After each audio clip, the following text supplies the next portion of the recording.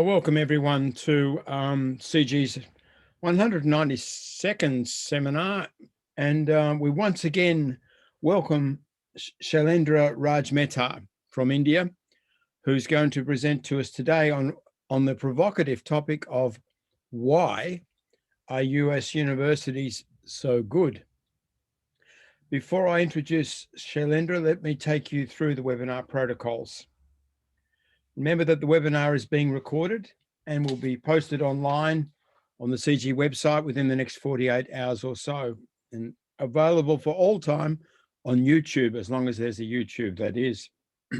A transcript of the chat function will also be posted on our website. Now, please keep yourself muted unless you have been asked to speak or ask a question. There's no need to have your video on during the webinar, but we'd like you to turn it on when you're asking your question. We recommend you use the speaker view settings in Zoom so you can more clearly see who is talking. Now, to ask a question, use the chat function. Post your question there, either to everyone or to me, and that will be the question that I identify with you and will be the basis on which you're brought into the speaking list in the Q&A part of the webinar. I'll notify you before you're asked to speak during the Q&A. When you are asked to speak and you're brought into the webinar itself, please unmute yourself, switch on your video, and then state your name and where you are from. It's a pleasure now to reintroduce to you Shailendra Mehta. Now, Shailendra is currently the President and Director and Distinguished Professor of Innovation and Entrepreneurship at MICA at Ahmedabad in India. Previously, he headed Oro University and Ahmedabad University. And before that, he had stints at Duke and the Indian Institute of Management and Purdue, where he taught economics and strategic management. He has degrees from Delhi University, Delhi School of Economics, Oxford and Harvard. So with great global credentials, it's a pleasure, Shailendra, to invite you to the platform at this stage. Thank you, Simon. It's good to be back. And with your permission, may I share the screen? Yes, please.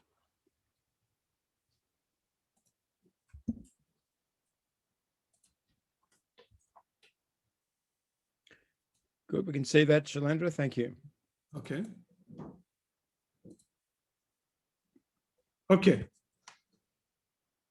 So you should be able to see me now. Yes. Okay. So the topic that I have for today is why are US universities so good? So let me just start with the data, and I will actually use, wait just a second. Yeah, I'll actually use data from Shanghai Jiao Tong list. The reason is that most of the universities in any top list are from North America and Europe. And if the lists are from Europe or North America, there's a hometown bias or a home country or a home continent bias. So just to be fair, I'm using a list from Asia. Now, if you look at this list, which I'm sure all of you are familiar with, what is striking is that America dominates this. And not only that, if you look at the top 10, 8 universities are American. If you look at the top 30, 22 are American. Now, this is quite unusual, right? Because this kind of dominance, Henry Rosowski, and I'll have more to say about him, he mentions that no country in the last 200 years has ever dominated any industry the way America dominates higher education. So this is quite an achievement. Furthermore, ever since the first rankings came out in 1987, America has dominated these lists. And I'm taking these facts from the University and Owners Manual by Henry Rosowski, who was the provost at Harvard and also for a couple of years the acting president. So somebody who knew the system inside out. And he's the person who made this point earlier that American universities dominate, so to speak, all kinds of global rankings. And they've done so from essentially the Second World War, if not even earlier. And certainly when the first rankings came out in 1987, they have uniformly dominated it. Now, why is this important? So it's important to understand why these universities are so good, because universities in general are understood to be innovation engines, carriers of culture, of soft power, and these are of great interest to everybody around the world. Now, universities measure time in centuries, right? Oxford has been around for, what, 9 centuries now? And it takes a long time to build a great university. So the story that Philip Altbach tells is of John Rockefeller asking Charles Eliot in the 1880s what it would take to create another Harvard. And he's supposed to have retorted that it would take $50 million. This is in 1880, mind you. This would easily have been $1 billion in today's money. And most importantly, 200 years. Now, what is interesting is that Rockefeller did found Chicago University in 1892. And Chicago, he endowed it with slightly more than $50 million. And very quickly, Chicago became a world-class university. Today, it is in the same league as Harvard. And indeed, it can go head-to-head with any other great university in the world. And the interesting thing is that it did it in much less than 200 years. Furthermore, if you look at why other American universities were able to become world-class, the traditional answers, and here I'm taking this list also from Henry Rosowski's book, are that it has a large national wealth, large population, a lot of support, research support. They benefited from the refugees that came starting in the 1930s from Germany, the American habit of philanthropy, the fierce competitiveness of the American university system for students, for faculty, for athletes, the fact that they have tenure and the fact that they have unitary governance, which means that there is a president who's overall in charge on all non-academic matters. But I find all of these traditional answers to be incomplete, very simply because while America may be the largest economy in the world right now and may not be that way for long, but it's only 25% of the world economy and declining. It's a large population, but it's less than 5% of the world population. Government support for research is not just an American phenomenon. The worldwide totals are much larger. Hitler refugees, of course, but the universities became famous even earlier than the influx in the 1930s. In fact, the reason why Einstein came to Princeton, not just because of the Institute for Advanced Study, but because Princeton already was so good and he had lectured there and he knew the quality. So he had no hesitation in coming there. So in some sense, this precedes Hitler. And then, of course, there are philanthropies elsewhere. But the thing that I'm going to focus on, American competitiveness is, of course, very important, but it's a result of something else that I'll come to. And tenure, of course, has been copied. Unitary governance also has been copied, but it has not led to the same results in terms of quality elsewhere in the world. So let me give you the answer right away. My answer to this question, and of course, I'm not saying this is the only factor, but I would say that this was one of the most important, if not the dominant factor that catalyzed the growth of American universities. Now, most people, even at Harvard today, would not know that Harvard was a state university. It was a government university controlled by the state of Massachusetts. If you don't believe me, take a look at the Constitution of the state of Massachusetts. I put up a copy on the side. If you look at Section 5 of the Constitution, that is devoted entirely to Harvard, the state of Massachusetts Constitution. And it says the state would control, the legislature would control it with all powers and authority, which indeed it did until the 29th of April, 1865, when it was turned over to the alumni. Now, this is something that most people don't know. So I'm going to tell you very briefly the story, and the longer version is there in my paper. But the long and the short of it is that on the 29th of April, 1865, Harvard, under the law, was required by the government of state of Massachusetts to be 100% alumni controlled. Very quickly, there was a clamor from other universities, including Yale and College of William and Mary. All of this I also document in my paper. They copy it very quickly, and they are also 100% alumni governed. And then almost everybody follows very, very quickly. This has now largely been forgotten, but I'll tell you why this happened in a second. Now, the reason why this happened is kind of interesting. Harvard was controlled by the state of Massachusetts, but most of the legislators until the 1820s were all Harvard alumni because that was the only university. Pretty much the way in which democracy functioned, it was a land ownership based voting. So most of the people were landed and they were from Harvard. But then immigration took off. As you know, from Ireland and many other parts of Europe, immigration took off. And I'm just putting these tables as to how big immigration was. And very quickly, the composition of the legislature changed. It was no longer Harvard alumni, but people who had no ties to Harvard whatsoever. So very quickly, the debate ensued. Actually, let me just stay with this table.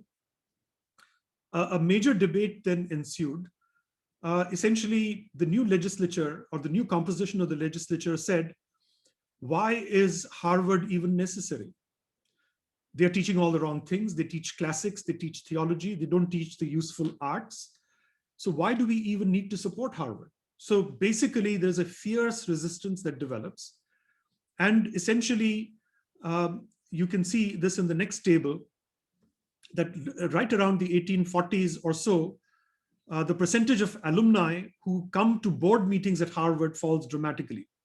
I found this table, I found a table in a very obscure journal where the chief librarian of Harvard, I think 40 years ago, actually went to the attendance registers of the governing board and actually tabulated the percentage of alumni. So as you can see, most of these basically were nominated. Most of the governing boards were nominated. In fact, all the governing members were nominated by the legislature of the state of Massachusetts. Earlier, they were mostly Harvard alumni, but later on, as you can see from 1850, 1860, that percentage falls dramatically. And that's when the troubles begin. So what were the troubles like? First of all, Harvard used to give some money to, in fact, a lot of money to, the state used to give Harvard a lot of money. That money essentially dwindled to zero. Harvard now became reliant on private donors who were mostly the alumni, but the state interferes even with that. The money comes to the treasury of the state, and the state does not give it to Harvard. It interferes in faculty appointments, donors start to back out, 2 bequests are canceled, and in 1862, the state blocks the appointment of the president. Harvard is really in deep trouble. It's in fact being strangulated by the politics of the state of Massachusetts. So what happens is at that point in 1865, this is now 1865, so this continues for a while, and essentially Harvard is very deeply damaged at this point. Now, as you know, what also happens in 1865 in March is that the Civil War ends, right? And there's the famous victory of the North. And literally a few weeks after that, an extraordinary meeting is called of both houses. And taking advantage of the extraordinary contribution of Harvard alumni to the war effort in the North, by 2 votes in the Senate and by 1 vote in the State House, control of Harvard is passed on to its alumni. By just 2 votes in the Senate and 1 vote in the House, it is passed. It would never have happened before, and it would never have happened afterwards. It was just literally those magic months in which Harvard alumni were very powerful in the state legislature all over again, and their public image was at an all-time high. So basically, they got alumni control for Harvard, and since then it has remained that way. Now, why is alumni control so effective? And I'll tell you how it turned out, but first you have to understand why alumni governance is so extremely important. First of all, you transfer control to people who value the reputation of the university the most. It's the sheepskin effect, right? So if a university like Princeton, for example, heaven forbid, falls in the rankings, the people whose human capital is affected the most are Princeton alumni, right? They would like to be associated with the #1 school or a top school. If a school falls in the rankings, they are the ones who clamor the most for getting back up, so to speak. Alumni can also raise resources for the university. This is also the reason why American universities are so rich. The top ones measure their endowments not in billions of dollars, but tens of billions of dollars. And it won't be very far before somebody has $100 billion endowment, almost all of it contributed by alumni. And furthermore, given that the alumni of these universities are also a very wide-ranging lot, it's also a very diverse board. It leads to fast, efficient decision-making, and it fosters competition. And it's much better than controlled by state, by faculty or individuals, or even by trusts. And I'll mention that in a minute. Now, why is that? So here, the thing that I want to point out is that universities are a textbook example of market failure. That is to say, the free market cannot operate in the case of universities. Why? Because all four examples of market failure apply to higher education. It has a public good character, right? The knowledge that universities produce is public and pretty much free to everybody. There's a huge information asymmetry in the sense that providers of higher education know a lot more about what is going to be provided than the ones who are going to receive it. There's a huge screening function, right? That is when universities basically select somebody, they confer a certain halo on that individual, which is that screening effect. And Michael Spence, the famous economist, wrote about this as part of his thesis at Harvard, almost 50 years ago, and got the Nobel Prize on it. And then the final one, externalities, right? That is to say, universities are deeply characterized by externalities. That is, if you recruit good students, they benefit other good students, right? That is to say, if I'm in a university which has very good students, I benefit by interacting with them. And if I'm a good student, I benefit them. So all of these externalities mean, and the economists among us will know immediately, that this means that the market cannot operate. So this is something that is not just known to economists now. This was known to Socrates. And this is an example. This is a dialogue from Protagoras from Plato's Republic, where Socrates says that when you buy food and drink, you can lay out the food ahead of you beforehand so that you know what you're eating. But that is not true with regard to knowledge. You can't lay it out ahead of time to figure out what you'll be learning. And you cannot carry the teaching in a separate container. And by the time you figure out whether it is useful or not useful, it is too late. And by the way, this is true of all universities. They were well aware of these market failures. And I gave a talk, I think in October, in the same seminar series where I spoke about universities in India. The same could be applied there, and the universities in Europe, the same could be applied there. And I'm happy to discuss this in the Q&A. So basically, what it means is that if you compare, and in my paper, of which this seminar is kind of a reflection, I compare 5 forms of governance. Governance by the market, that is shareholders, right? So you do have in America some for-profit universities, also in the Philippines, though in many other countries, for-profit universities are banned, and that includes India. And then you can have governance by faculty. You can have governance by, in other words, on the governing board, you can have shareholders, you can have faculty, you can have members of trusts, you can have nominees of the state, or you can have alumni. Now, what is interesting is that if you look at factors, commonality of interests, public, the ability to support public goods, research incentives and externalities, access to information, promoting competition, length of commitment, and willingness to provide resources, all the other forms of governance, shareholders, faculty, trusts, and state, have one or more limitations, whereas alumni have an alignment on all 6 dimensions. They have a commonality of interests. They have a huge interest in maintaining the sheepskin effect, the value of the sheepskin. They want their universities to do well, so they provide resources. They know how these, having been to these universities, they understand how their university functions. They don't have to learn about it if they are brought on the board. They want to promote competition. They want their university to be better than that of others.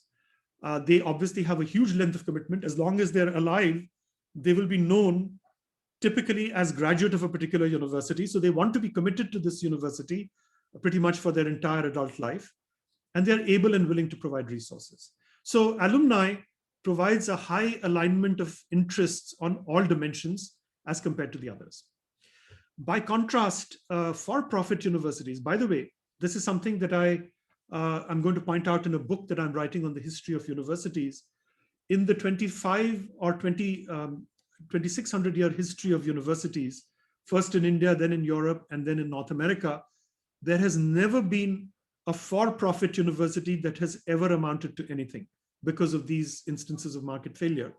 The only thing that for-profit entities do in higher education is provide training, and they basically run into scandals. So they can produce dental technicians, they can create people who can do upholstery and learn specific skills, but for general education there has never been a university that has amounted to anything for the reasons that I just mentioned.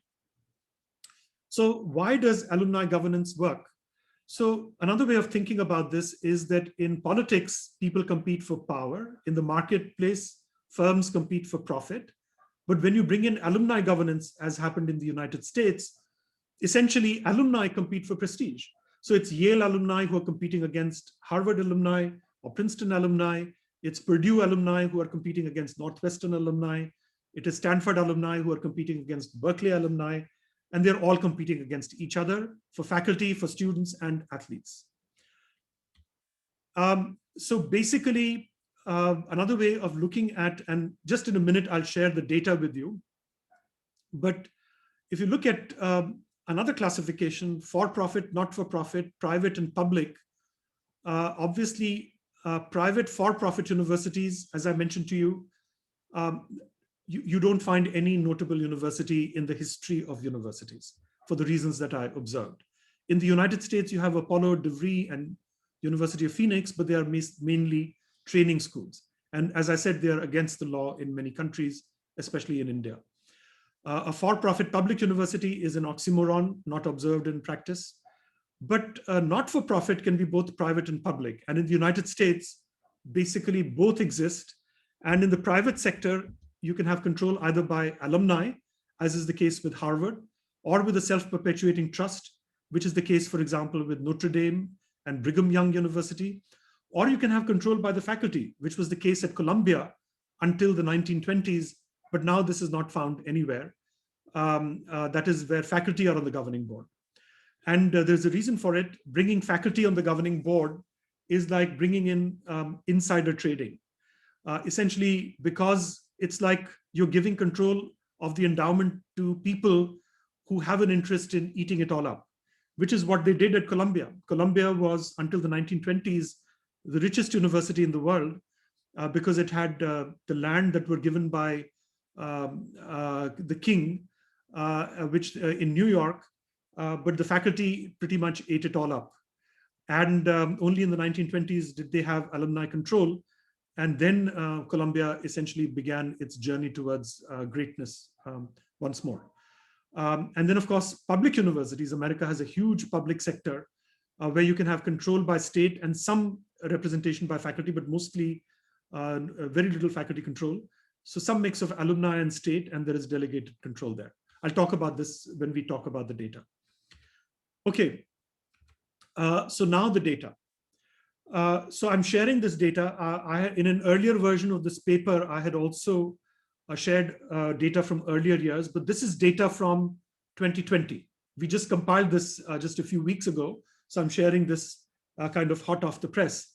If you look at this, and I'm putting down the top 40 private universities in America. And you see every one of them has 50% or more alumni on the board. So in other words, they're majority alumni controlled. In other words, they're alumni run. And 4 of these, that is Princeton, Harvard, Columbia, and Yale, have 100% alumni on the board. In fact, they're required to have 100% alumni according to their charter. But even the others basically find a way to put alumni on the board. Even if you go down and you go, and by the way, the ranking that you have is the top 100 university ranking of US News and World Report. And these are the private universities. So there are some missing numbers, which I'll show you in subsequent slides. Those are the public universities. But you can see pretty much all of them, with a few exceptions like Loyola Marymount, maybe Texas Christian University. You do not, most, and maybe a few others, basically mostly alumni run. Now, public universities, very interesting. Many of them have majority alumni governance. Michigan, for example, University of Virginia, Georgia Tech, University of North Carolina at Chapel Hill, University of Florida, Gainesville, Urbana-Champaign, Wisconsin, Texas Austin, Florida State, Penn State, Purdue, Pittsburgh, Rutgers, all of them have majority alumni governance, even though they are state universities. And they all have different mechanisms for bringing in trustees. And University of Michigan has a statewide election. Can you believe it? University of Michigan elects its trustees through a statewide election, just as the governor is elected. Even then, I believe 7 out of 8 trustees are alumni of University of Michigan. They basically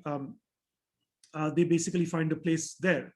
Purdue, they're all nominated by the governor, but the governor nominates 9 out of 10 alumni on the board as alumni. So basically, these are the public universities. And you can go down. Now, what is interesting is that the only ones which have 0 alumni governance are the ones such as University of California, UC San Diego, UC Davis, for a very interesting reason. And this is one of the implications that I'm going to talk about in recommendations towards the end. The reason why they have 0 alumni on the board is because the 10 universities of the UC system have one common board. So basically, University of California, Los Angeles has 26% of those trustees, which are common to all 10 universities. Berkeley has 21%, and many of them have none, partly because 10 of them share a board.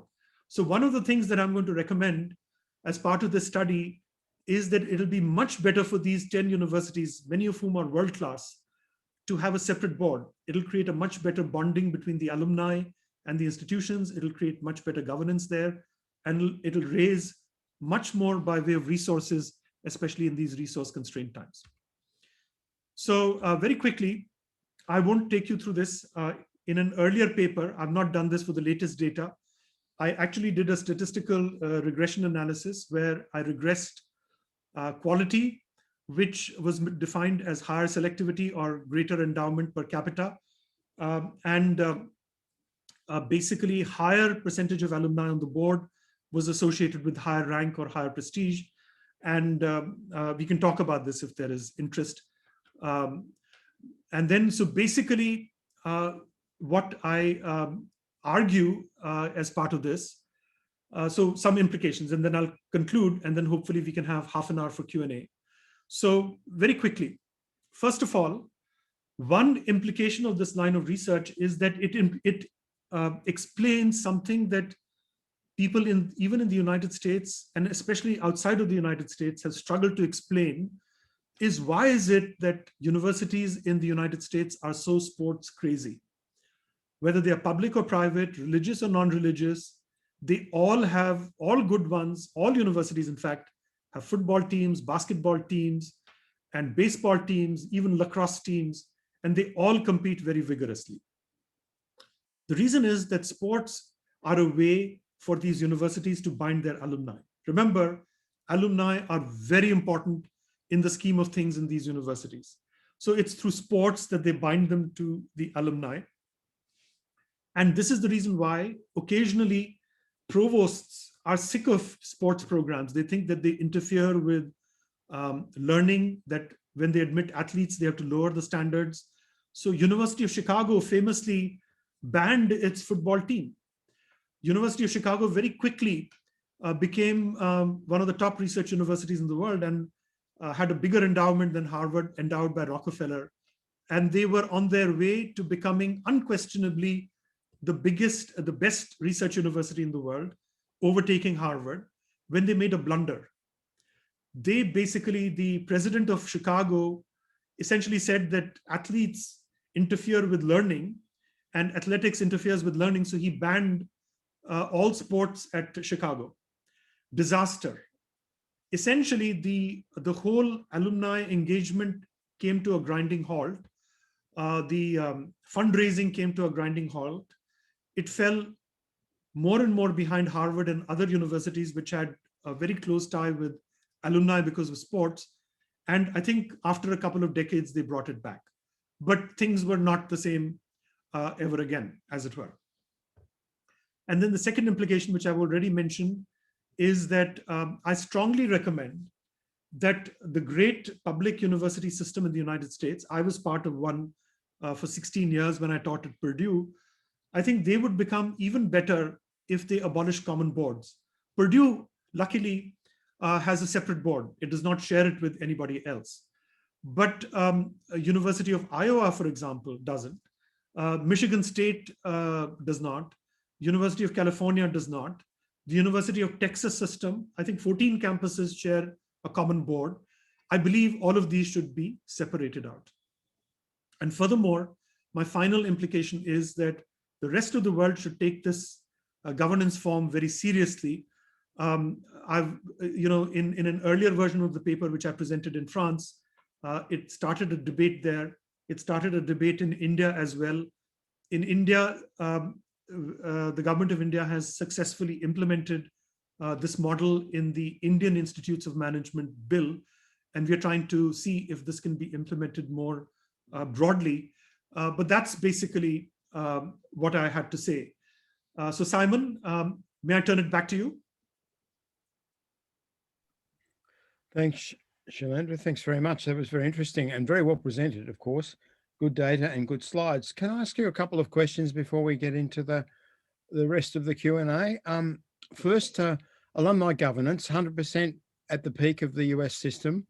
It's a clear correlation, if you like. Correlation is not always causes, and it could be that the peak performance comes before the alumni governance as well as vice versa. Yes.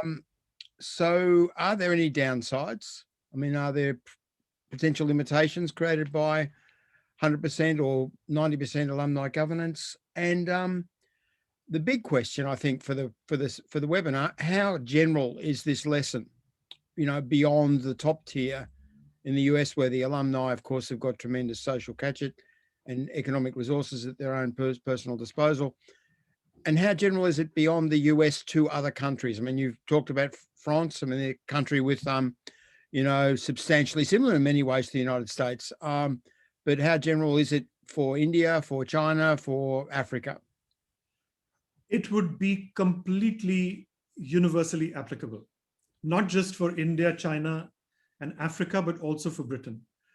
And so let me, since you've asked this question, let me mention the other university which has alumni governance is Tokyo University. Mm-hmm. Partly because Tokyo, by a long shot, is the preeminent university in Japan. So the elite, so the board is nominated by the government. They tend to be dominated by Tokyo University folks. So it was a little bit like the legislature of the state of Massachusetts in the early 1800s, the alumni, the people that it nominated were alumni. So Tokyo has that alignment. Oxford and Cambridge, interestingly enough, have a very unusual governance system.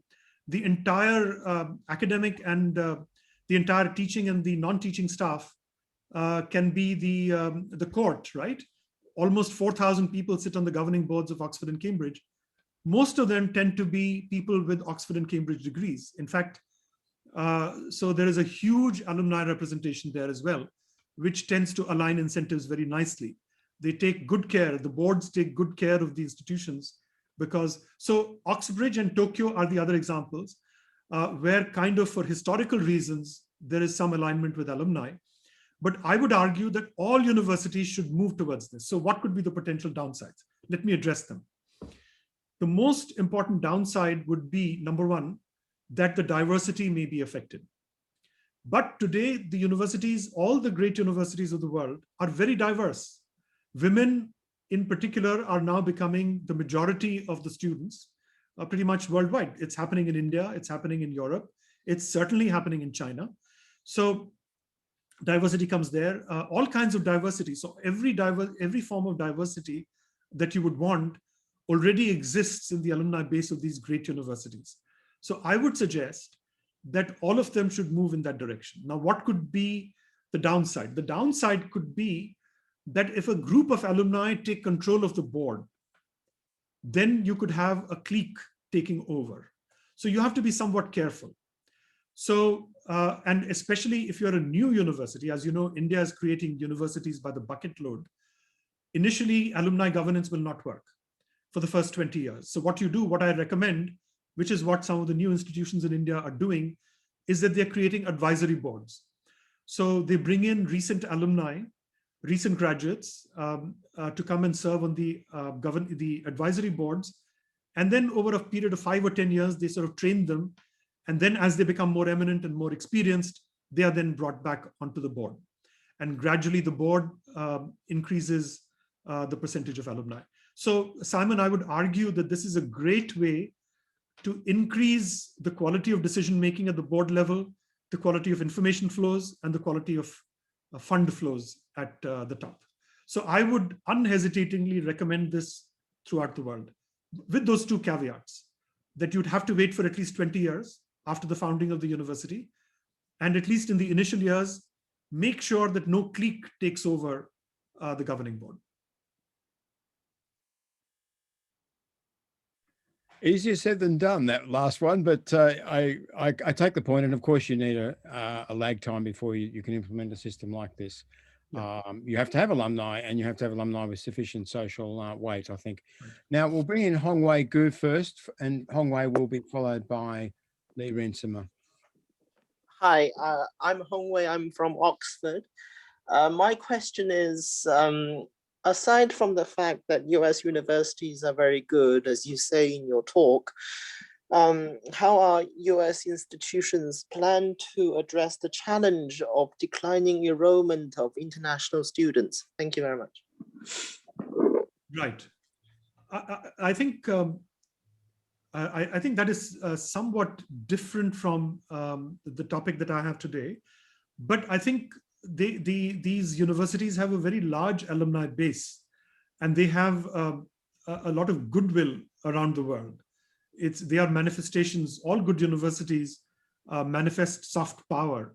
So I think that goodwill is not going to go away. Hopefully, once the geopolitical situation stabilizes, and stabilize it must, I would like to believe that international enrollments will go back to where they were, that is flowing towards good universities. And what I would fervently hope for is, of course, that in the future lists globally, that America would not be so dominant, and Europe would not be so dominant. That universities from Asia, from Africa, from Latin America would very quickly go up the quality ladder. And in my view, this is the single most important thing that they can do to move up the quality ladder very quickly. Because there's a saying in India which says that if you want to fix 100 problems, you'll fix none. But if you fix the one big problem that causes all the other 99, I think you have a much better chance of fixing all 100. So I argue that governance is the root of building a great institution. I don't think I'm going to get a lot of pushback on that, but my point is one point beyond that, which is that not just any kind of governance, but alumni governance. I argue that it is much better than the other four. Thanks, Shailendra. It's inevitable that when you give an interesting presentation that you spark different lateral lines of thought and tangents, and you get questions which are somewhat different topics. But I think that will, to some extent, occur in the Q&A, but others will hone in more directly on what you've said. Lee Rensimer is our next contributor. Lee. Hi, Shailendra. Thank you. That was a fascinating and very clearly presented talk. So I really enjoyed that. Thanks. Question for you about, well, I suppose it's a methodological and maybe a conceptual question as well, about the distinction between public and private universities and how that affects the way you've categorized them. I'm thinking about in the US context, to be a public institution changes widely on the degree of state appropriations received.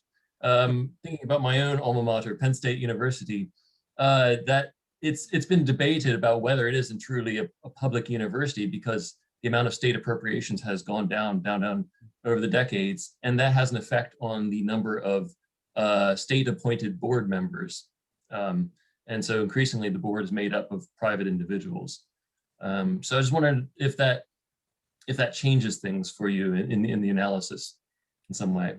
Actually, it does not. And Penn State, I'm well familiar with it. I've been there many times. Wonderful institution. The thing is that the governors of these states still retain, let me put it this way, the public through the political mechanism still has almost full control over these institutions, certainly majority control. That is to say, I can check, I have the list of all the trustees and the routes through which they've come at Penn State, and indeed pretty much for 300 of the top universities. We actually went through 5,000 biographies of board members to figure out, where they were from. So I have all that data. But in pretty much every case, even though you're right, Penn State probably gets maybe 20-25% of its overall funding from the state of Pennsylvania. But the rest comes from tuition, from NSF and endowment and alumni contributions and so on. But in terms of governance, it's very much a public institution. And this is reflected in their fee setting. This is reflected in their charter in terms of selectivity. They cannot be too selective. They're designed to be more broad-based, right? So all of these things, so by all of these criteria, whether it is governance, which is the number one criterion, and number two, how broad is their charter, and what is it that they're reacting to, that they will not be exclusivist, they will try and be inclusivist, as it were. So I think the line is very clear. You can take multiple dimensions and they will all line up. Thanks, Lee, and thanks, Shailendra. Mohammed Morgadam now, please. Thank you, Shailendra, for your presentation. Actually, I want to change my idea. We can't hear you. Mohammed, you'll need to speak up. We're not getting enough sound. Perhaps yell at the microphone. Can you hear me right now? Yes, keep as loud as possible. Okay. I would like to thank Shailendra for your fascinating presentation.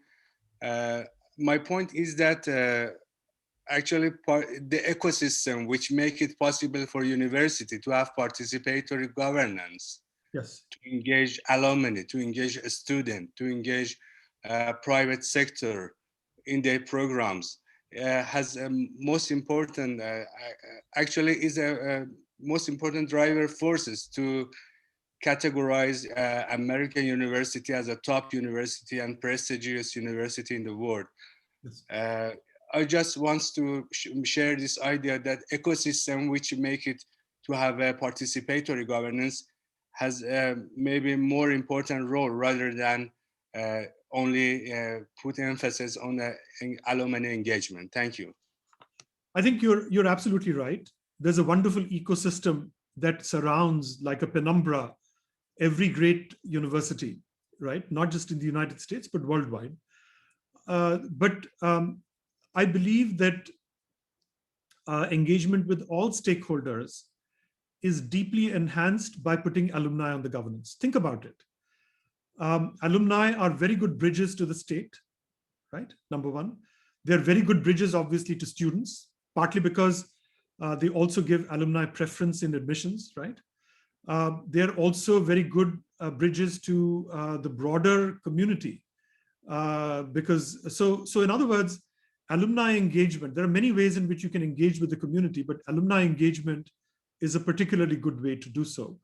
And once the system becomes possible, once these loops, become strong, then I think it becomes a self-sustaining virtuous cycle. So that's what I would suggest. Thanks, Mohammed, and thanks, Shailendra. Tung Chan is our next questioner. Yes, thank you for the interesting presentation. My name is Tung Tung, and I'm from the Netherlands. Tung, we're struggling to catch your words. You may need to repeat, and if it doesn't work, put it in the chat, and we'll answer it from there. We're missing most of your words. Yeah, so can you hear me now? Yes.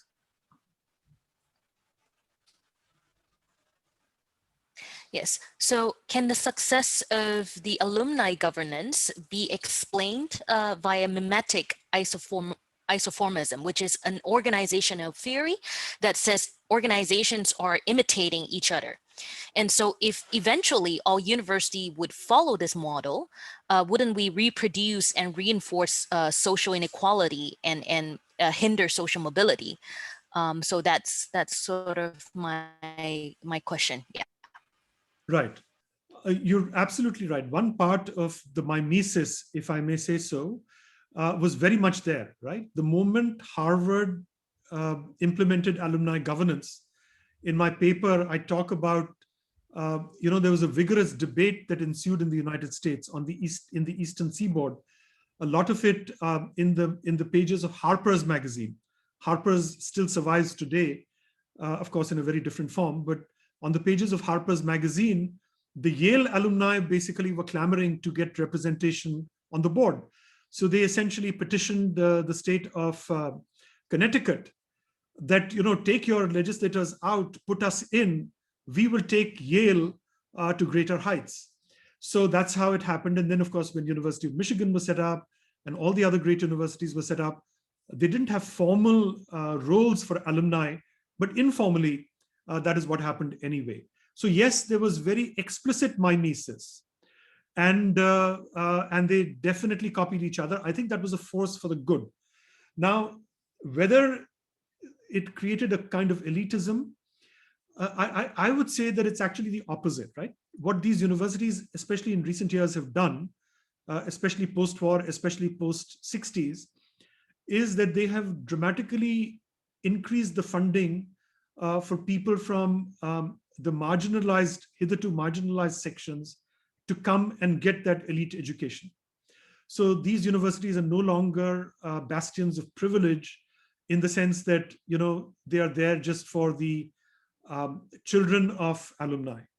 Yes, they have a certain percentage of alumni preference, but very small. And by and large, they have managed to get talent from across the board, especially from underrepresented and deprived sections of society. And I think they have done a much better job in terms of reducing some of those inequalities. Though to some extent, it can be argued that they've also exacerbated them. But the exacerbation has come from a very different route. They have exacerbated inequalities, but the reason is that earlier, they were basically mostly male, right? So what it did is that the men associated with women across a diversity of social classes and intellectual accomplishments. Today, unfortunately, or fortunately, whichever way you want to look at it, the smartest men and the smartest women go to the same colleges and marry each other. So the reason for inequality being created by universities is ironically a consequence of progress on the gender front. Progress on the gender front has meant a regress on the socio-economic front. And that is Very perpetuated. interesting. Yeah. Yeah, thank you very much. Thank you, but great question. Thanks, Tong. And thanks, Shailendra. Our next question is from Fiona Ross. Fiona. Yes, thank you very much. Great talk. I'm a governor at Westminster University, where we have a very different model of governance of people work with different skills and expertise, with access into other sectors outside of HE, which is designed to kind of encourage new ideas and challenge coming into the university. So my question really is, I mean, I think you've sort of answered in part in the last question, was about how you avoid reinforcing privilege in a alumni model, and how do you make sure that the governance has the right checks and balances to ensure fairness and to ensure change and encouraging diversity? So a bit more on the inequalities stuff. I think you're absolutely right. However, many of these universities, if you look at their governing boards, even though they may have very specific routes by which the trustees come in, they're incredibly diverse. And believe me, you know, I've had research assistants researching this for me, but I've looked at an incredible number of biographies. I cannot say that I've looked at all 5,000, you know, that figure as part of my study, but I've looked at several hundred for sure. They are incredibly diverse. And every year I get a ballot for, voting for one of the universities that I'm an alumnus of. And, you know, there is a proper reason, you know, they all make a case for each other as to why that person should be on the board. And they're incredibly diverse and incredibly international and incredibly diverse in all aspects. You have poets, you have professors, of course, occasionally, you have VCs, venture capitalists, you have politicians, all of these. And, you know, if you think of people like Bishop Desmond Tutu, Maya Angelou, all of these individuals have been board members of one great university or another. I think that's the kind of expertise that you need. And I'd like to believe the universities are a microcosm of the world. All the diversity that you need is there, pretty much, except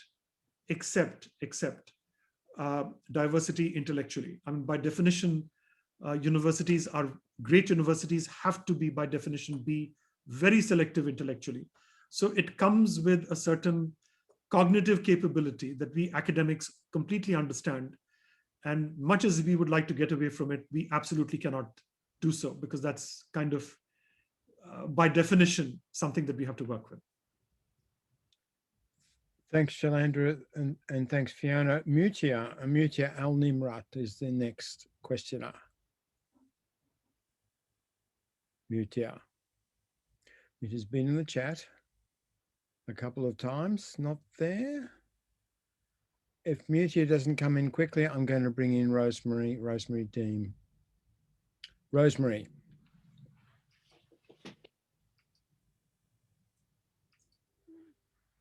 Yeah, Rosemary Dean from Royal Holloway, UK. I mean, my question is really about how this model of alumni governance would work in much less elite universities. It's kind of related to Fiona's, but I think it comes at it from a different perspective. I mean, if you have alumni who are not rich, who don't have much spare time, and don't necessarily have that kind of great affection for their former institution, I'm not sure how this model would work. And I think you said towards the end of your talk, you know, that universities in countries like Africa would become much more prominent. And I'm thinking, well, it depends what country you're talking about. I don't think this is going to be a model that's going to work in sub-Saharan Africa, for example. So I'm not entirely convinced that your model is as far-reaching as you suggest. I can see how it works in elite institutions, but I'm not really convinced about the wider applicability. So Professor Deem, I will take some issue with your logic, actually. I will argue that it's exactly the opposite, right? It's in the nature of things that even if you take a university that is not very prominent right now, it will have some alumni, assuming that it has tens of thousands of alumni or even hundreds of thousands of alumni, some will have done very well. It's just the law of nature, right? Some will have done very well. They may or may not initially feel a lot for the institution, but if you work with them, if you bring them in on advisory boards, if you engage with them, if you respect their preferences in terms of gifting, they slowly warm up, become part of the ecosystem, become part of the board, become part of fundraising, become part of the virtuous cycle of engaging with other alumni, and you can set this process in motion. Remember, this wasn't always there for the great American universities. This is a relatively recent phenomenon, considering universities have been around in one way, shape, or form for 2.5 millennia.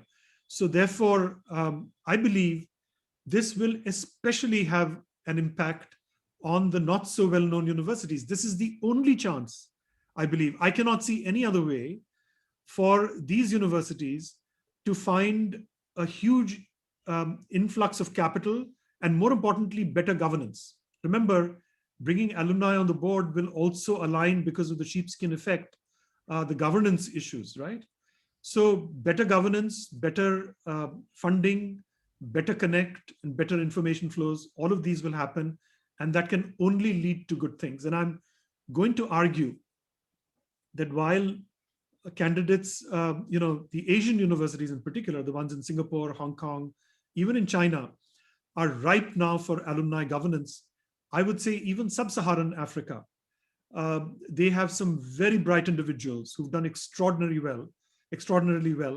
I was just reading, I think, a recent piece in the Financial Times, their FT on Sunday, lunch with FT on Sunday, one of their top epidemiologists, who came basically from a small village.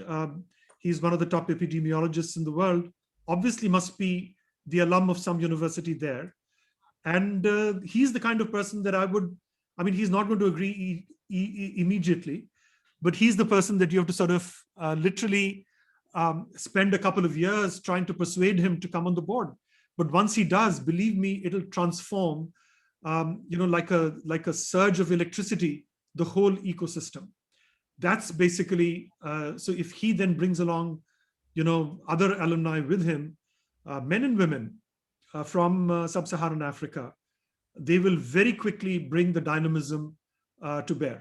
And I think you will see huge transformation. So in fact, sorry to take this long, but if I may summarize in one sentence, while it may actually work very well for prominent universities, but there you'll be painting the lily, right? But if you really want new flowers to bloom, this is perhaps the best way forward. Let me, we're getting towards the end. Let me ask a couple of questions myself, and then if we have time, I'll bring in Christina Cavallo for the last question. Shailendra, three things quickly. I think two of them are easy to answer.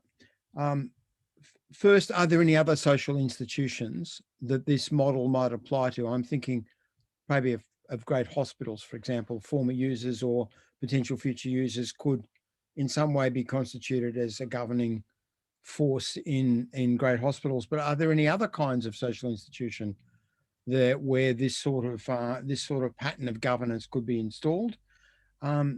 Second, and in some ways the big hard to answer question, will the alumni everywhere take account of the public good sufficiently to do the right thing by all of us in these great institutions or lesser institutions as they may be?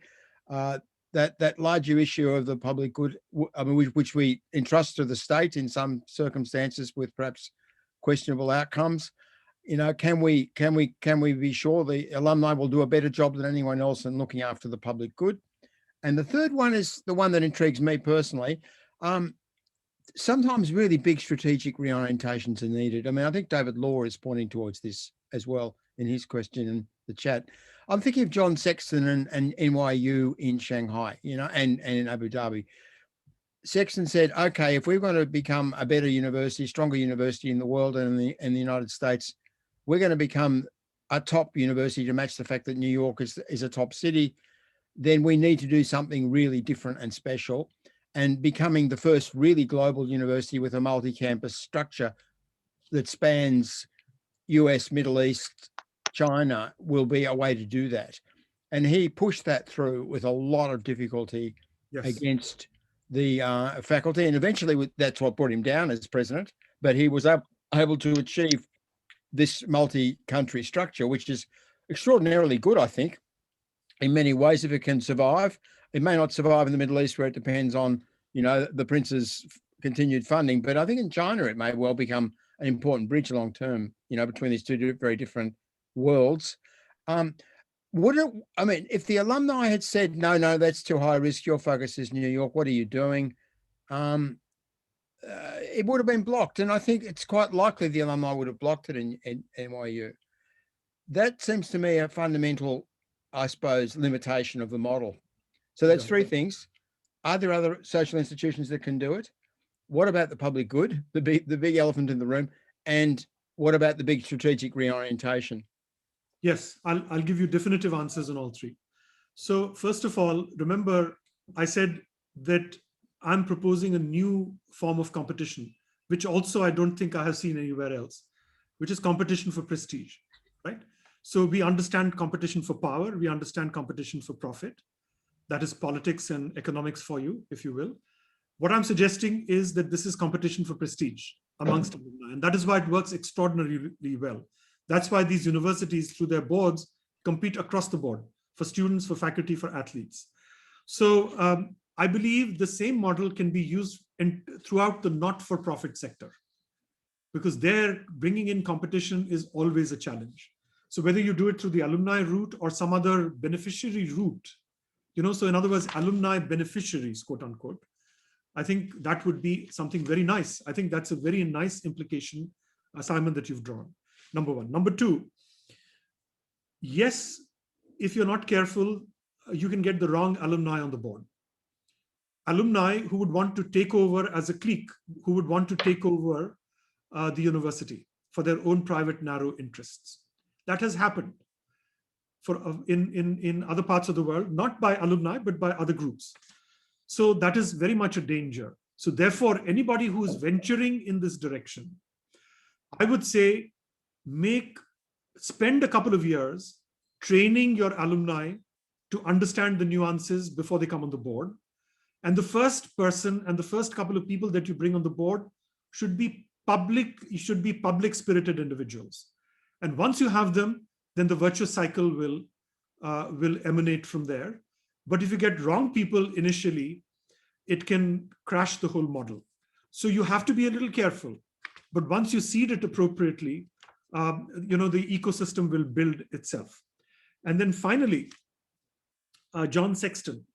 So Simon, I can say this now publicly. As you know, I was at Duke for some years. I returned to India to set up the collaboration for Duke and the Indian Institute of Management in Ahmedabad. And Duke, like NYU, has built up a campus in Kunshan. They wanted to build a campus in India. I can say this now, but the Chinese gave much more money, right? They gave $250 million, and that ended the discussion. But there was a huge discussion on the board, driven by the alumni, basically saying, how can we dilute the Duke experience? The Duke experience is tied to Durham, North Carolina. You know, that is what the alumni remember. That is what the alumni cherish. I mean, what is this Abu Dhabi business? What is this Shanghai business? We don't understand it. There is no Duke experience there. And you know what? I have to side with the alumni. I think, I'm sorry to say this, but the Duke experience in Shanghai And the NYU experience in Abu Dhabi and elsewhere, I'm afraid the long-term prognostication is not very good. So my model basically suggests that the alumni, either you will dilute Alumni Connect, or you will, one way or the other, you're going to dilute Alumni Connect through this model. And that's not a good thing for you. No matter what it says about globalization, I think, you see, the problem is that it's one of identity. When you go to a university, we've all been to a university, right? All this entire audience here has been to a university. We were there, when our hormones were raging. We found ourselves in those universities. We found our loves in those universities. We found ourselves in those universities. Those universities are deeply imprinted. And it's not just the university, it's the place which is imprinted. So therefore, the university model for 2,500 years is a model of imprinting of a place. Multi-campuses do not work. I'm sorry, but they just do not. And therefore, I would predict that they will not amount to very much. The university model is not designed to handle that, because you lose. Why not? If that is the case, why not spin them off, make them separate campuses, but or loosely affiliated campuses, but have separate governing boards. Otherwise, you're going to dilute the whole governance piece. Simon, you're on mute. Apologies for that. Yeah, I think your point that institutions are rooted in places is absolutely right. But I'm not sure, as sure as you, that multi-campuses don't work. And I think there are some circumstances where it may even be possible to bridge the gap between countries, but it's a more difficult enterprise. I quite agree. And certainly it does impair your model as you designed it, I think, to follow that route. I'm going to bring in one more question and then we'll close. And that question is from our presenter for next time, and that's Cristina Carvalho in Brazil. Cristina. Thank you so much, Professor Simon, Professor Shailendra. I was wondering about the huge importance of sports to financing in the US universities. Is this importance for all, public, private, no-profit, for-profit institutions? What are the implications of decrease of big sports competitions for the US universities during pandemic crisis? Thank you so much for this opportunity. Yes, thank you, for your presentation. Yeah, thank you. Thank you for your question, Professor Carvalho. It's a real conundrum, because there is no question that bringing in sports in such a major way dilutes academics. I remember Henry Rosowski once coming in and basically, waving his hands in frustration, saying the football coach at Harvard just gave a speech when he was, presiding over a function, and he said to the provost, to his face, he said, "Provost, don't get me wrong, academics are important too." And academics are important too, literally had him tearing his hair. So there is no question that when you bring in athletes with much lower standards academically into a very high pressure, high performing academic system, you have courses at Harvard called Heroes for Zeros, right? So they have courses which are designed specifically for people who don't have huge cognitive bandwidth, the so-called athletes. There are some who are very smart. They are the ones who become Rhodes Scholars and go to Oxford, right? People, who later then become senators, the NBA basketball stars from Princeton or whatever. So, but those are few. So what it does is that sports do create a huge tension, but Americans have figured out a very nice way to coexist. It's almost like creating a little sliver of a parallel academic system that everybody sort of has decided to live with, because let's not forget it. It's bread and circus, right? Or in this case, books and circus. So they provide the gladiatorial diversion, and I think it's no different in the case of the Oxford and Cambridge boat race, right? Simon, I think you would agree. And the intercollegiate cricket teams, but or the Oxford and Cambridge cricket match. But so I think they provide a nice diversion, but really they are besides the point. As far as the classic university model is concerned, this is a small price that they have to pay for keeping the linkages with the alumni alive. Shailendra, Christina, thank you very much. And Shailendra, must thank you very sincerely for such a good webinar and thoughtful response to all of the questions which you ably dealt with. Lots of chat going on about, as you can see, about multi-campus options and so on. And I think the discussion is worth continuing. I mean, I think when you put forward a single normative model, you're always going to get some issues around the edges of it. But you know, I think you made a compelling argument for a universal model. The big issue, I think, would be the differentiation of roles and functions and prestige and so on between top level and lower tier institutions, and how that plays out for it. It may work for some aspirants. Whether it works for everyone all of the time is sort of, I think, the question that's nagging at us. But do come back. We really welcome your major contributions to this discussion about higher education and your capacity to put things into a worldwide perspective without losing a sense of place and location and nation and so on. Our next webinar, colleagues, is Christina Cavallo, and who's on screen at the moment. And Christina is going to talk about for-profit higher education in Brazil, strategies, movements, and consequences. Really a major for-profit sector in Brazil, very large country, very important what happens in Brazil in general, and very important what happens to the private sector in particular. Some interesting parallels with India, not quite the same situation, but some important parallels, and also with Philippines and some other countries where private sector has been a major avenue of massification. So that's a really significant discussion, Christina. We look forward to seeing you on Thursday. And meanwhile, thanks again to Shailendra, and bye for now. Thank you.